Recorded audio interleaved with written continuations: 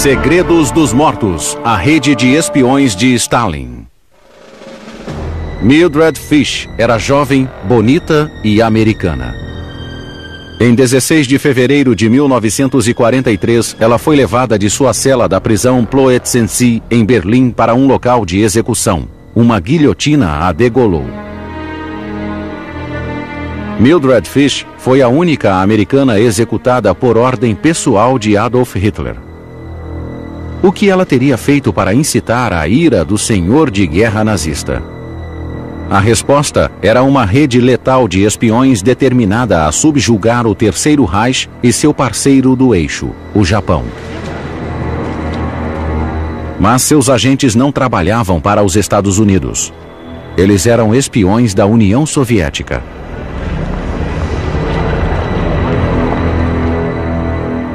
Mildred era um membro importante do grupo. Eles arriscaram suas vidas em um sinistro jogo de gato e rato que levava ao próprio coração do regime nazista. Essa é a história da Orquestra Vermelha, uma organização com um só objetivo: destruir o ditador mais aterrorizante que o mundo já vira. Nascida em Milwaukee em 1902, Mildred era uma jovem alegre e inteligente de uma das famílias mais tradicionais dos Estados Unidos, que chegara no Mayflower. Aos 24 anos, ela se apaixonou e se casou com Arvid Harnack, um alemão que estudava em Wisconsin. Eles se mudaram para a Alemanha, onde Mildred dava aulas de literatura americana. Mas a situação na Europa se deteriorava. As ruas da Alemanha se encheram de militantes que divulgavam as ideias fascistas de Adolf Hitler e seus capangas. Os Harnack ficaram horrorizados com o aumento da intolerância, mas logo seriam envolvidos pelo terror generalizado do regime nazista. 4 anos depois, Hitler foi eleito chanceler da Alemanha. Os socialistas e outros esquerdistas que se opunham a ele foram presos e enviados a campos de concentração. Mildred e Arvid estavam decididos a enfrentar o regime nazista. Secretamente, Mildred ajudava judeus alemães a fugir do país e escapar do extermínio. O casal tomou uma decisão crucial. Uniu-se a uma nova organização de inteligência soviética quando ela se expandia através da Europa. A rede secreta era conhecida como Die Rote Kapelle, ou Orquestra Vermelha. Os terríveis crimes do regime comunista de Stalin não eram conhecidos no Ocidente. Muitos esquerdistas o consideravam o único com poder suficiente para derrotar Hitler. Os agentes encontraram o disfarce perfeito ao se tornar membros de organizações nazistas. Em junho de 1933, Mildred filiou-se à Associação Nazista de Professores. Arvid foi trabalhar no Ministério da Economia em Berlim e logo era promovido a cargos importantes. A partir de 1935, ele forneceu secretamente informações sobre a economia alemã à União Soviética.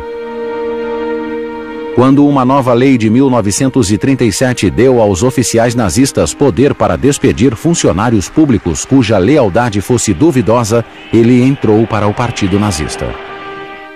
Durante os anos 30, as redes de espionagem comunistas teceram uma teia de contatos dentro da instituição nazista. Quando a guerra começou, eles estavam prontos. Em 1939, Hitler invadiu a Polônia.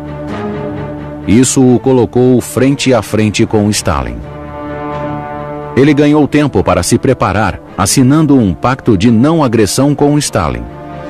A Alemanha e a União Soviética dividiram a Polônia entre si. O mundo ficou chocado com o cínico acordo, mas Stalin estava satisfeito.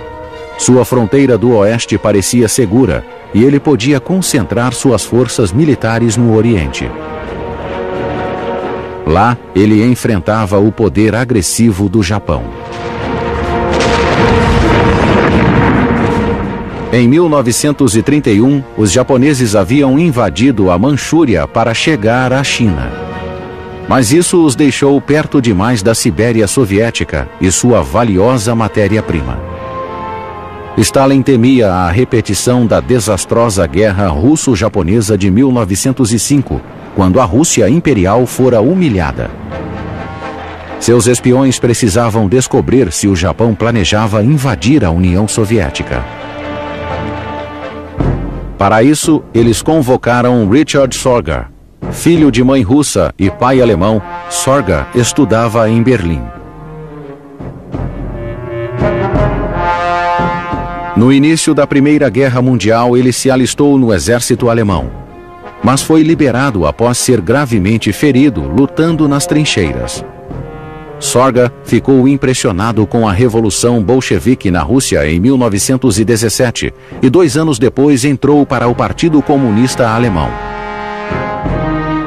Em 1924, ele se mudou para Moscou e se tornou cidadão soviético. Sua cidadania dupla e lealdade a Moscou tornou-o o candidato perfeito para a espionagem. Em meados dos anos 20, Sorga foi recrutado pela GRU, a Organização de Inteligência Militar Soviética, e tornou-se espião. Em 1930, ele foi enviado para Xangai, onde se fazia passar por jornalista alemão. Na cidade, ele reunia informações sobre o exército nacionalista chinês liderado por Chiang Kai-shek. Ele fez amizade com Ozaki Hotsumi, um comunista japonês com contatos dentro do governo de Tóquio. Quando os japoneses invadiram a Manchúria, a GRU decidiu enviar Sorga para o Japão. Mas antes ele trabalhou em Berlim como correspondente estrangeiro e se filiou ao Partido Nazista. O ministro da propaganda Joseph Goebbels até foi a uma festa em sua homenagem. Sorga chegou a Tóquio em 1933. Ele precisava descobrir se o Japão pretendia ou não atacar a União Soviética. Conseguiu acesso à embaixada alemã e a seu adido militar, o coronel Eugene Ott, uma fonte vital de informações sobre o exército japonês.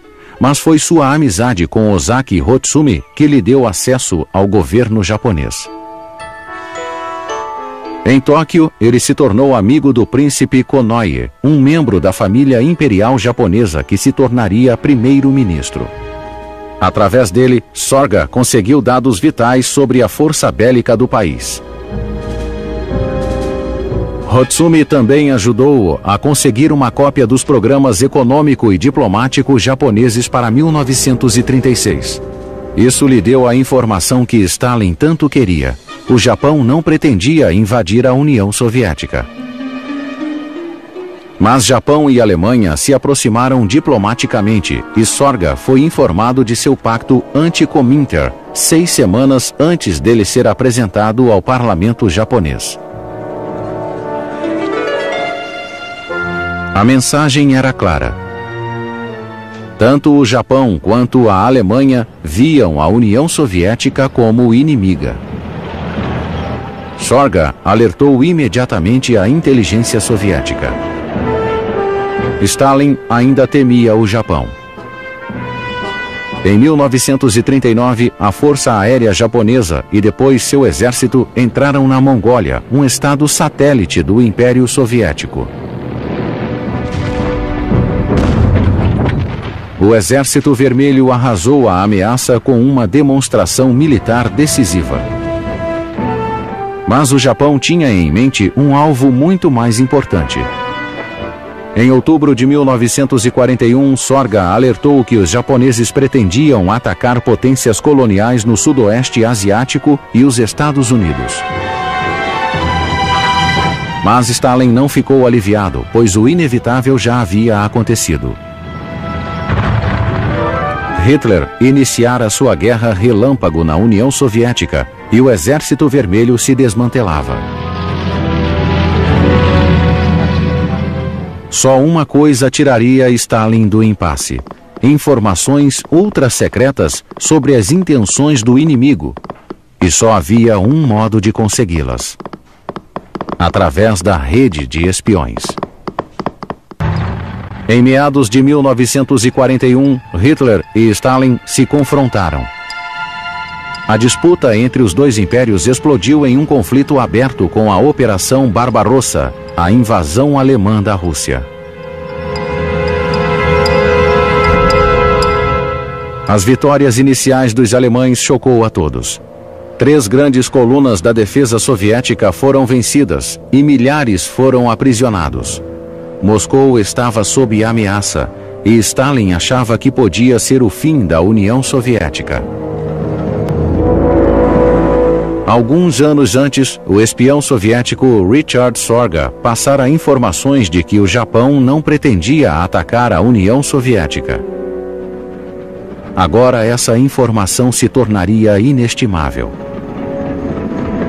Em outubro de 1941, Stalin remanejou 40 divisões da Sibéria para o fronte em Moscou.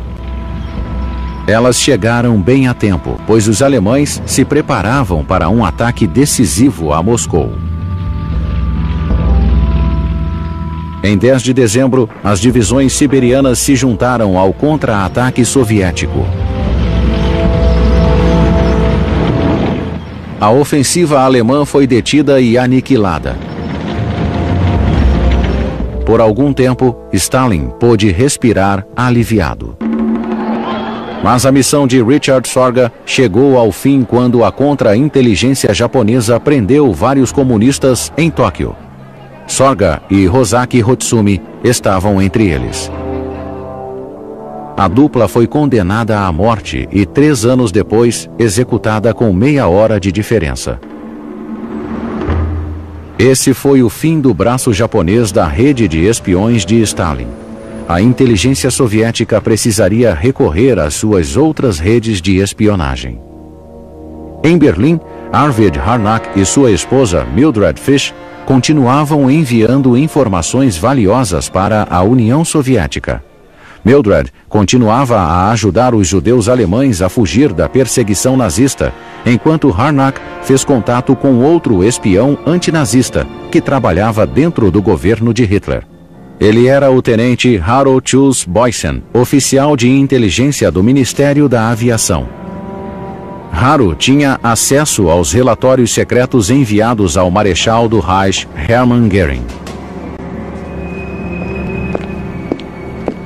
A partir de 1941, Harnack e Schulz Boysen transmitiram informações vitais para Moscou quase toda a noite, usando comunicação secreta via rádio. Algumas delas detalhavam armas recém-criadas como bombardeiros de longo alcance, dispositivos de radar e mísseis de potência extraordinária. Quando os 3 se filiaram à Orquestra Vermelha, ela já operava em 3 setores: uma rede em Berlim, uma segunda rede que operava na França, na Bélgica e na Holanda, e finalmente a coligação Lucy, um grupo que operava na Suíça. Lucy era o nome código de Rudolf Hessler, um jornalista e editor alemão que vivia em Lucerna. Entre seus amigos estavam vários oficiais de carreira da Força Aérea Alemã. Muitos deles eram leais à Alemanha, mas não apoiavam o Partido Nazista e não tinham lealdade a Hitler. Em 1939, um amigo de Hessler o convidou para trabalhar com a inteligência suíça de Lucerna. Lá, ele foi apresentado a Roger Masson, chefe da inteligência militar. Os suíços tinham acesso direto à inteligência militar alemã, um contato valioso para se obter informações sobre a máquina de guerra teutônica.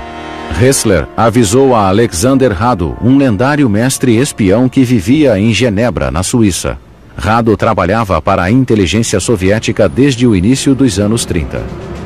Segundo o agente soviético suíço Otto Punter, Rado e Hessler temiam por sua vida e nunca se encontraram pessoalmente.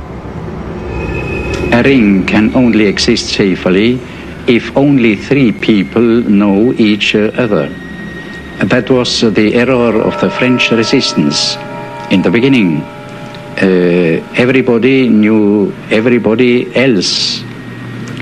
And if one was caught, all of them were caught.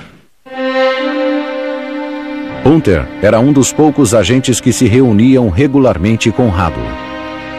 Eles trocavam informações em um pequeno restaurante em frente à estação de trem de Genebra. This restaurant has 2 entrances. We went in by different entrances and met inside. When we had information to exchange, we carried the newspapers with the information concealed inside. And we would sit at a table and exchange the papers. Alexander Foote, um comunista britânico que vivia em Lausanne, era outro membro da rede Lucy e agia como operador de rádio. Ele transmitia todos os dados a Moscou de um local secreto na Suíça. Hessler era o único espião com quem Foote teve contato. Em março de 1940, Hessler soube que a Alemanha pretendia invadir a Dinamarca e a Noruega. Os russos passaram a informação para os aliados ocidentais, mas eles não podiam fazer nada. 2 meses depois, ele soube do plano alemão de dominar as defesas francesas na linha Maginot. Mas as forças de Hitler eram incontroláveis.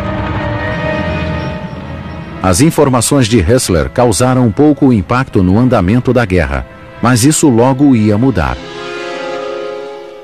A coligação Lucy tinha vários informantes nazistas em altos cargos do governo, e a identidade de muitos deles permanece desconhecida até hoje. Mas eles conseguiram informações do coração da máquina militar de Hitler, o quartel-general do alto comando alemão. Seus relatos deram ao exército soviético a chance de deter o ataque alemão em uma das maiores batalhas da guerra. Em 1942, a coligação Lucy obteve uma lista de todas as unidades envolvidas no ataque do 6º Exército Alemão em Stalingrado. Rado gave me several of the wrestlers' information, and I found them fantastic. I remember a cable with the whole order of battle of the 6th German Army of Marshal von Paulus before Stalingrad.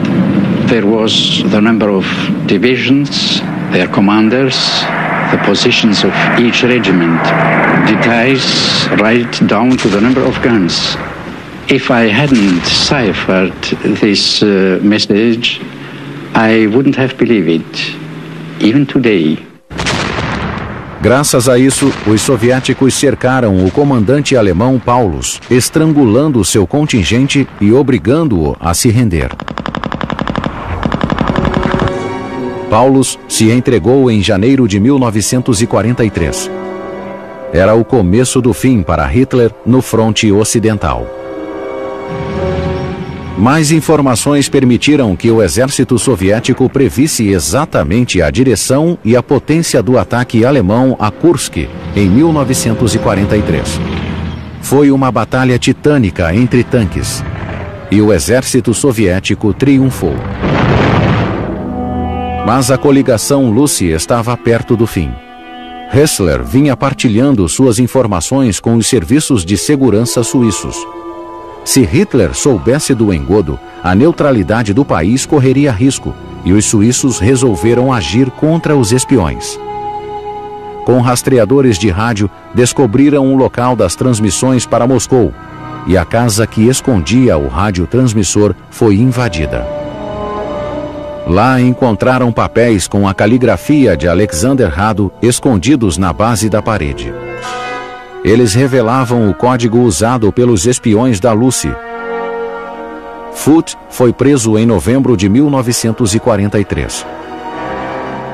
Hessler foi impedido de se comunicar com Moscou, mas só foi preso depois que a polícia suíça recebeu uma denúncia em maio de 1944. 4 meses depois, os suíços soltaram Ressler e Foote, mas a rede Lucy de espiões fora desmantelada. Mais um braço da Orquestra Vermelha fora amputado. Mas outra grande rede de espionagem com base na Europa Ocidental ocupada pelos nazistas estava crescendo. Quando a Gestapo a descobriu, o resultado para seus agentes foi catastrófico. A contagem regressiva começou nas ruas de Bruxelas e Paris. Na Europa ocupada pelos nazistas, os espiões soviéticos moviam-se sorrateiros pelas ruas da Bélgica e da França. Leopold Trapper era o espião líder desse braço da Orquestra Vermelha. Trapper começou trabalhando numa fundição em uma região da Polônia habitada por alemães. Em 1923, ele foi preso por liderar uma greve de trabalhadores. Após ser liberado, Trapper emigrou para a Palestina e foi trabalhar em um kibbutz. Após se tornar membro do Partido Comunista, ele foi deportado pelas autoridades britânicas e mudou-se para a França. Em Paris, ele se juntou a uma rede de espionagem soviética. Quando ela foi desmantelada, ele fugiu para Moscou, onde foi treinado pelo Serviço de Inteligência Soviético. The leaders of the subunits of the Red Orchestra knew all the time that the war with the Nazi Germany is inevitable, either in the West or in the East. Therefore, quite a number of people, I was only one of them, started organizing networks against Hitler's Germany. Nos 2 anos seguintes, Trapper dividiu-se entre Moscou e a Europa Ocidental, recrutando e treinando simpatizantes comunistas por toda a região. Em 1938, ele se estabeleceu em Bruxelas, passando-se por um negociante canadense. Em 1940, quando os tanques alemães entraram na Bélgica, ele enviou a Moscou relatos de suas táticas de ataque. A inteligência militar soviética deu-lhe ordens para remanejar a rede de espiões para Paris. It was very easy to find people who wanted to continue the fight in spite of the capitulation, lots of officers, lots of soldiers, and I had personal contacts with a number of those people, some names were mentioned, who wanted to go on fighting, who knew that the continuation of the war is bound to come very, very soon, and they were very eager to do all they can to help. Trapper foi nomeado chefe de toda a espionagem soviética na Europa Ocidental. Ele recebeu o cargo de general e o codinome Grand Chef. Em maio de 1941, o agente alertou Moscou do plano de Hitler para invadir a Rússia. In 1941, we had very good connections. We had access to the German High Command in France, and some of our comrades had very good connections with the German High Command in Berlin. Russians have received detailed information concerning not only the date, but also the main directions of the attack, concerning also the military groupings down to a division level. Stalin simply had this conviction that up to 1944 there will be no war with the Nazi Germany. And he thought that British Secret Service is behind our sources of information, and that the British Secret Service wants to push Soviet Union to join the war. Trapper estava certo, e suas informações agora valiam muito mais. Ele abriu uma empresa falsa de importação e exportação no coração de Paris, chamada Cymex, especializada em material de construção. A matriz ficava localizada em Champs-Élysées, número 78, e uma filial foi aberta na cidade de Bruxelas. A rede de espionagem de Berlim, Bruxelas e Paris operava usando um conjunto de radiotransmissores secretos. Mas os alemães detectaram sua presença e iniciaram uma campanha para destruí-la. Aviões do tipo Junker Ju-52 adaptados e equipados com aparelhagem para detecção de ondas de rádio localizaram os transmissores. 3 foram rastreados em Berlim, mas os espiões fugiram antes de serem flagrados. O único transmissor ainda em funcionamento usava o código PTX. No final de junho de 1941, os alemães também o localizaram. Ele estava perto da Bélgica, em uma área de 50 quilômetros de extensão. O agente alemão Harry Pipe recebeu ordens de encontrá-lo. Como em uma ironia do destino, Pipe montou sua operação na Rua Royal, número 192, o mesmo prédio da filial fantasma de Trapper. Toda manhã, agentes alemães e soviéticos se saudavam cordialmente, sem saber que eram inimigos.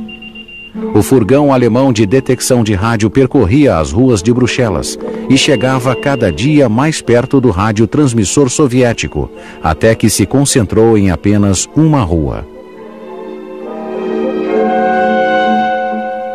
Disfarçados de pessoas comuns, os agentes alemães vigiaram todas as casas, até se decidirem pelo número 101. Na noite de 13 de dezembro, Pipe e sua equipe de agentes invadiram o prédio. O grupo encontrou um rádio e 2 agentes em seu interior.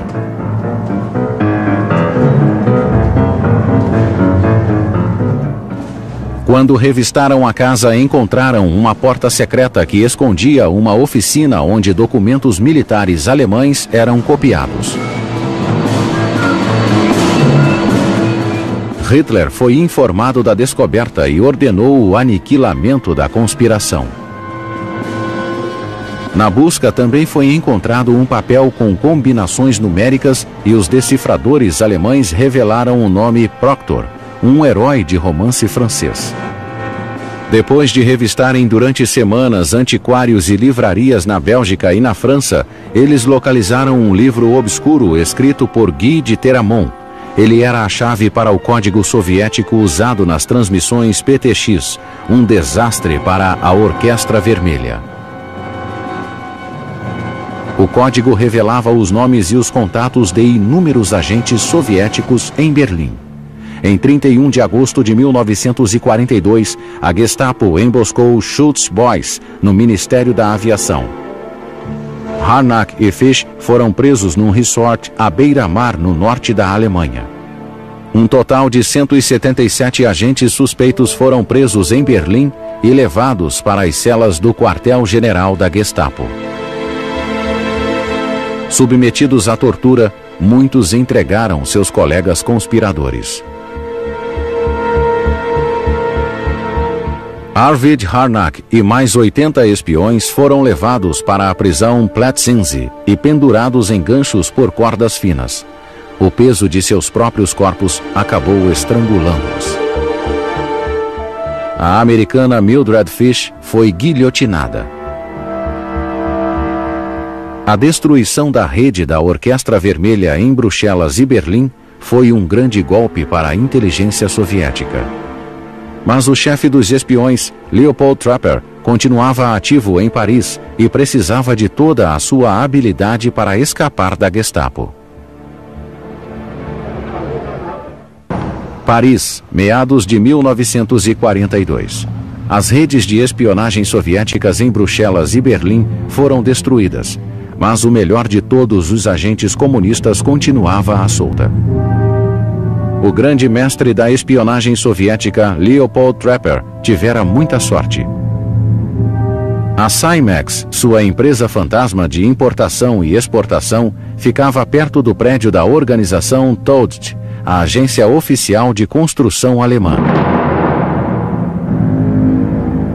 Trapper conheceu seus membros no cabaré Lido e, em meio a festas e bebidas, tornou-se amigo dos engenheiros alemães. O agente tirou a sorte grande ao fazer da Cymex uma fornecedora da Todt e ao ganhar um contrato importante de construção para o Terceiro Reich.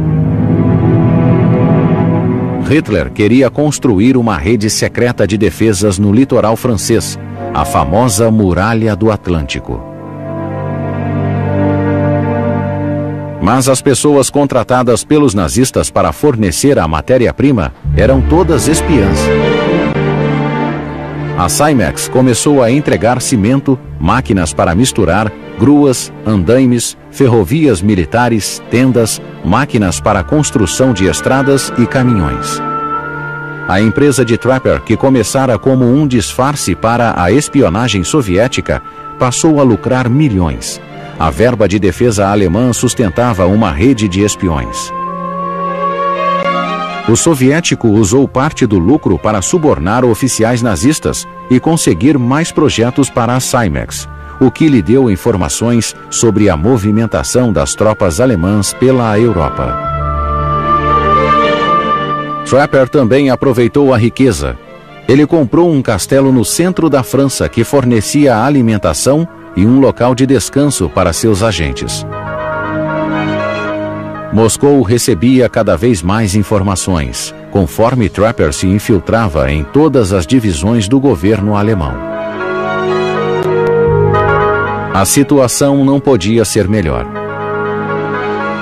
Mas em 10 de junho de 1942, a Gestapo descobriu um transmissor secreto em um subúrbio de Paris. O casal polonês que o operava, Hirsch e Mayra Sokol, foram torturados e entregaram o nome dos seus cúmplices. Em Bruxelas, outro transmissor secreto foi rastreado pelos alemães e seu operador, Johannes Wenzel, foi também capturado. Ao ser interrogado em um campo de concentração, ele concordou em tornar-se agente duplo nazista. Wenzel passou a enviar mensagens falsas em nome da Gestapo. E através dele, os alemães souberam o nome do líder da Orquestra Vermelha, Leopold Trapper.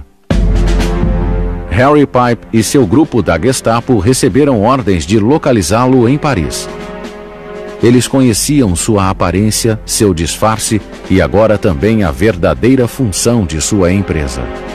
Os nazistas invadiram o quartel-general da Simex em Paris e desmantelaram a operação. Pipe lhe faz uma proposta para contrabandear diamantes, mas Trapper não cai na cilada.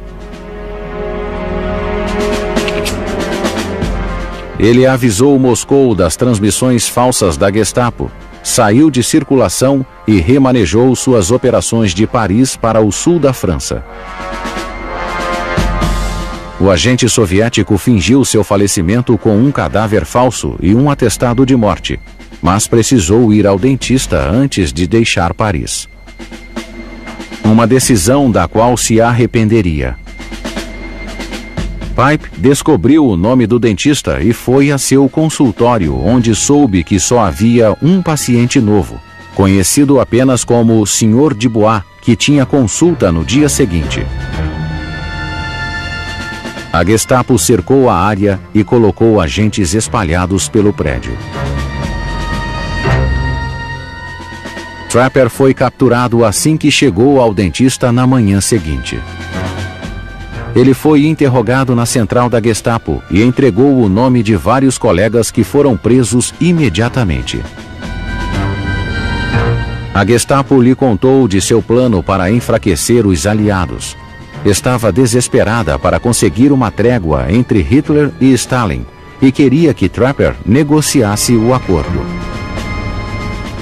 Sob o pretexto de fazer contato com o Partido Comunista Francês, Trapper enviou uma mensagem codificada a Moscou, informando de sua prisão. Em 13 de setembro de 1943, ele recebeu permissão para ir a uma farmácia em Paris. O agente da Gestapo que o acompanhava reclamara de dores no estômago.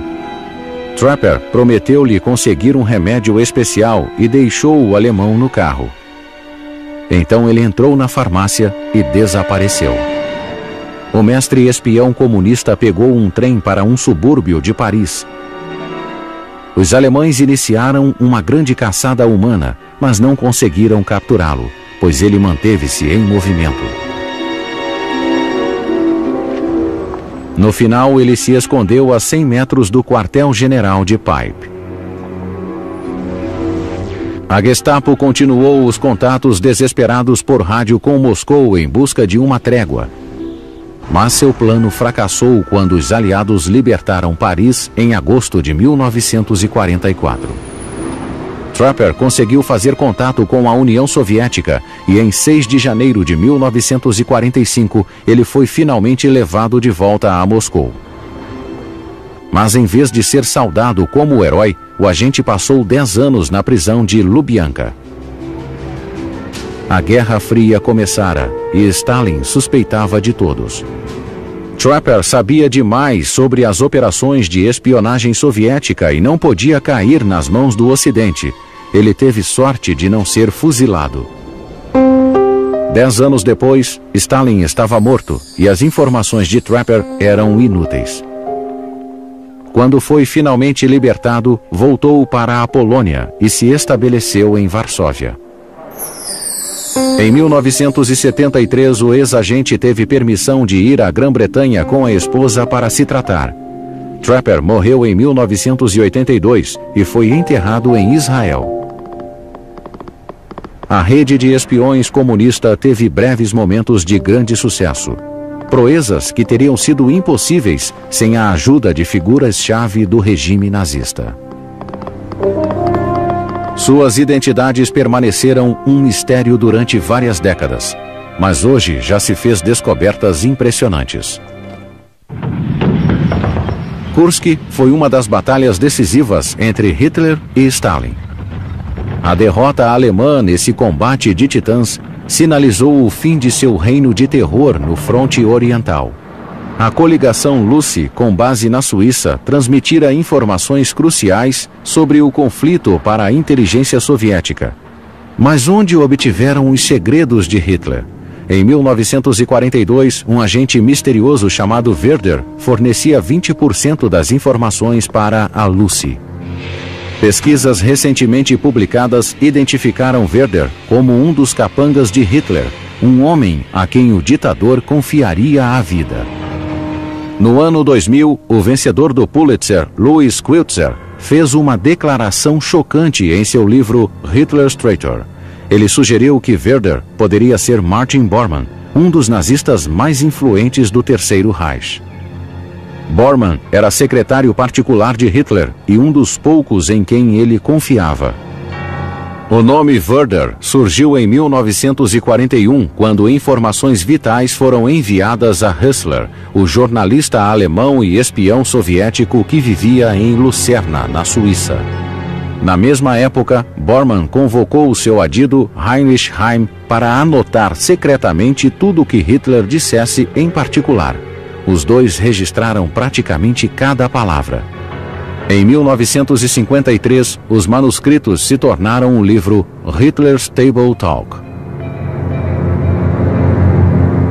Quando a guerra se virou contra Hitler, os generais alemães conspiraram para matá-lo. Quiltzer diz que Bormann pode ter sido influenciado pelo clima conspirativo. A partir de setembro de 1942, Bormann usou equipes de estenógrafas para registrar tudo o que Hitler dissesse. Ao mesmo tempo, Moscou percebeu que as mensagens de Werder tornaram-se mais detalhadas. Foi o agente misterioso que passou os dados estratégicos cruciais para a Batalha de Kursk. O resultado foi uma derrota catastrófica da Alemanha. Em 20 de julho de 1944, os generais alemães liderados por Klaus von Stauffenberg tentaram matar Hitler com uma bomba. Ela detonou na sala em que o ditador estava, mas nem o feriu. A resposta nazista foi a destruição de toda a resistência a Hitler dentro da Alemanha. Os conspiradores foram mortos ou condenados à morte. Mas Werder continuou enviando seus relatórios. A crescente influência de Bormann sobre Hitler era criticada por outros líderes nazistas. Em 1946, quando foi interrogado pelos aliados, Albert Speer, ministro de armamentos nazista, declarou que Bormann era admirador de Stalin. Outros nazistas suspeitavam que o secretário fosse espião soviético. descobriu-se até que uma de suas amantes era membro do movimento comunista ilegal. Até agentes aliados achavam que Bormann teria fugido para Moscou nos últimos dias da guerra. Ou talvez tivesse ido para a Suíça, onde possuía uma casa. O general Reinhard Gehlen, chefe da inteligência alemã ocidental de 1956 a 1965, aumentou o mistério sobre o destino de Bormann. Em 1971, Gehlen declarou a um jornal alemão que Bormann era espião soviético e que vivera na União Soviética após a guerra por muitos anos. Mas por que Bormann passaria informações confidenciais a Moscou?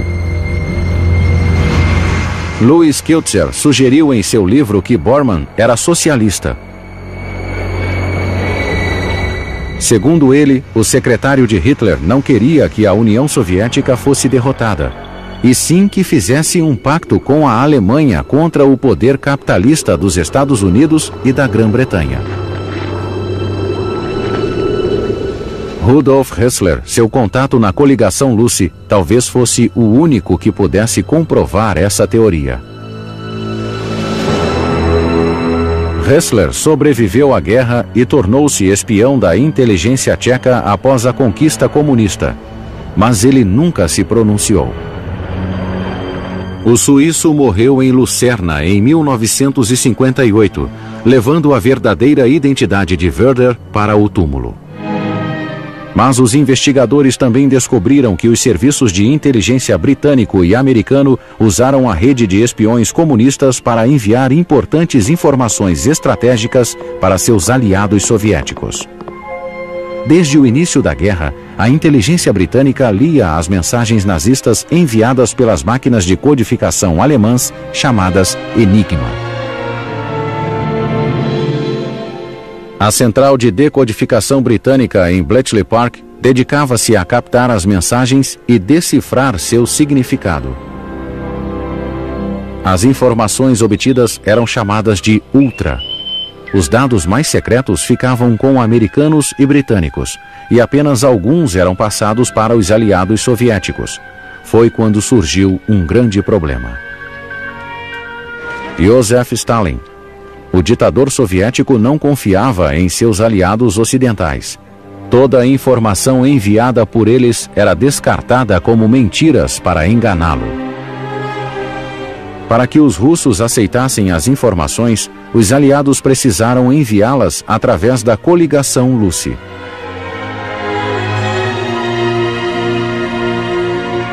Alguns historiadores suspeitam que a inteligência soviética participava da farsa. Só assim Stalin acreditaria em qualquer dado vindo dos aliados. Talvez esse seja mais um mistério obscuro que nunca será solucionado.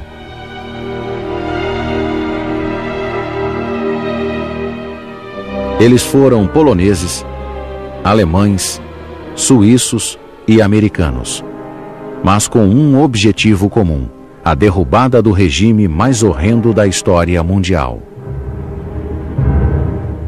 Durante vários anos, operaram em todos os níveis da sociedade alemã, dos homens que forneciam matéria-prima aos nazistas ao círculo de amigos de Hitler. Talvez só nas profundezas dos arquivos russos estejam as respostas para os vários segredos das redes de espionagem comunistas, que permanecem como um dos grandes mistérios da Segunda Guerra Mundial.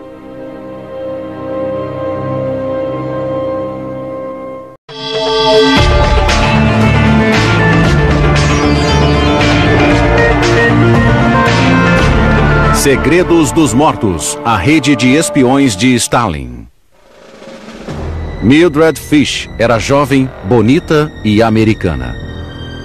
Em 16 de fevereiro de 1943, ela foi levada de sua cela da prisão Plötzensee, em Berlim, para um local de execução. Uma guilhotina a degolou. Mildred Fish foi a única americana executada por ordem pessoal de Adolf Hitler. O que ela teria feito para incitar a ira do senhor de guerra nazista? A resposta era uma rede letal de espiões determinada a subjugar o Terceiro Reich e seu parceiro do eixo, o Japão. Mas seus agentes não trabalhavam para os Estados Unidos. Eles eram espiões da União Soviética.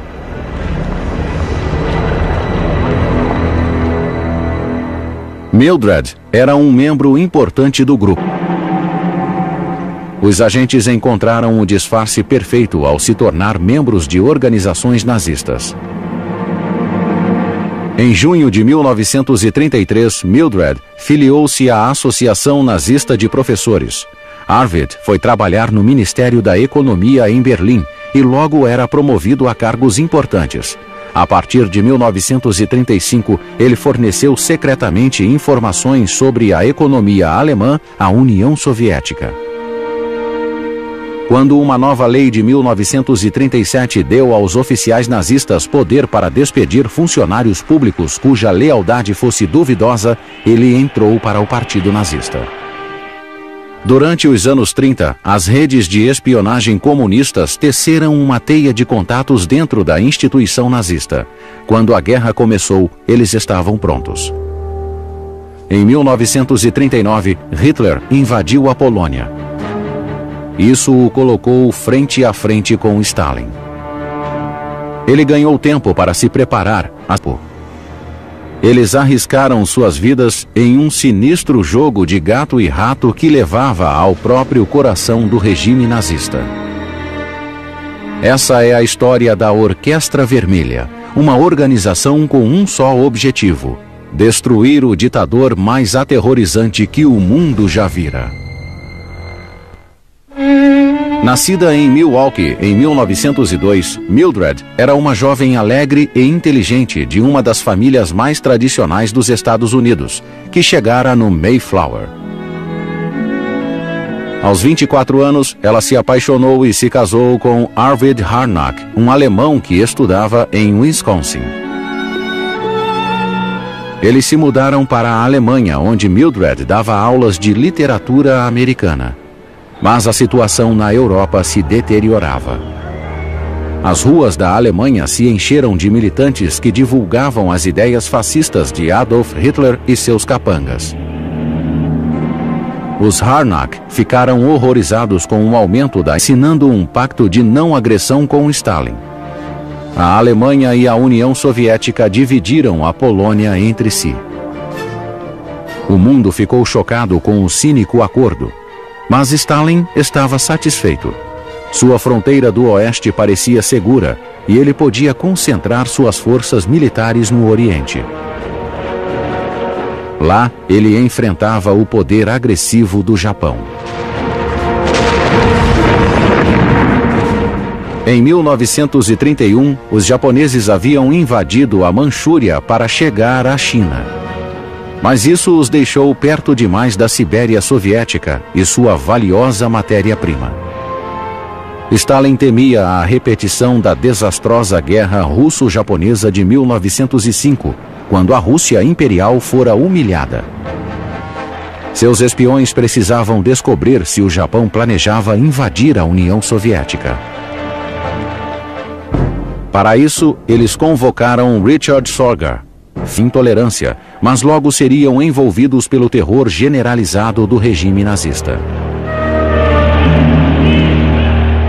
4 anos depois, Hitler foi eleito chanceler da Alemanha. Os socialistas e outros esquerdistas que se opunham a ele foram presos e enviados a campos de concentração. Mildred e Arvid estavam decididos a enfrentar o regime nazista. Secretamente, Mildred ajudava judeus alemães a fugir do país e escapar do extermínio. O casal tomou uma decisão crucial. Uniu-se a uma nova organização de inteligência soviética quando ela se expandia através da Europa. A rede secreta era conhecida como Die Rote Kapelle, ou Orquestra Vermelha. Os terríveis crimes do regime comunista de Stalin não eram conhecidos no Ocidente. Muitos esquerdistas o consideravam o único com poder suficiente para derrotar Hitler.